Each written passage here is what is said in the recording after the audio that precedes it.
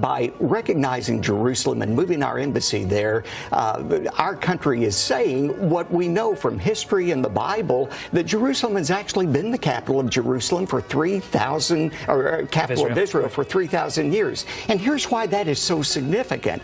That historical truth that Jerusalem has been the capital for 3,000 years absolutely explodes the myth that comes from the left that somehow the Jewish people just came into that land 70 years ago and they took it away from the Palestinians, and that the Jews have no rightful claim to it. The Bible says, and history confirms, that God gave that land to the Jewish people, and I believe, as Genesis 12 says, God blesses those countries that bless Israel, and he curses those countries that curse Israel.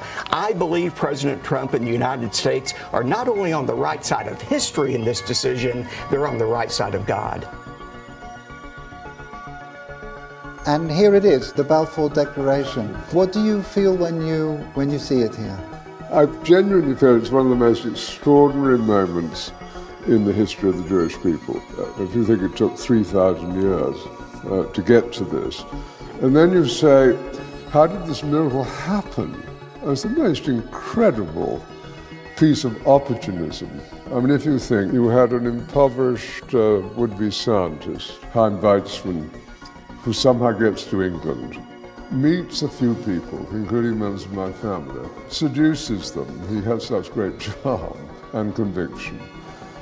He gets to Balfour, and he unbelievably persuades Balfour and Lloyd George, the Prime Minister, and most of the ministers, that this idea of the national home for Jews should be allowed to take place. I mean, it's so unlikely. You come back to the big point, which is that this is perhaps the greatest event in Jewish life for thousands of years. And it's a miracle that it took place.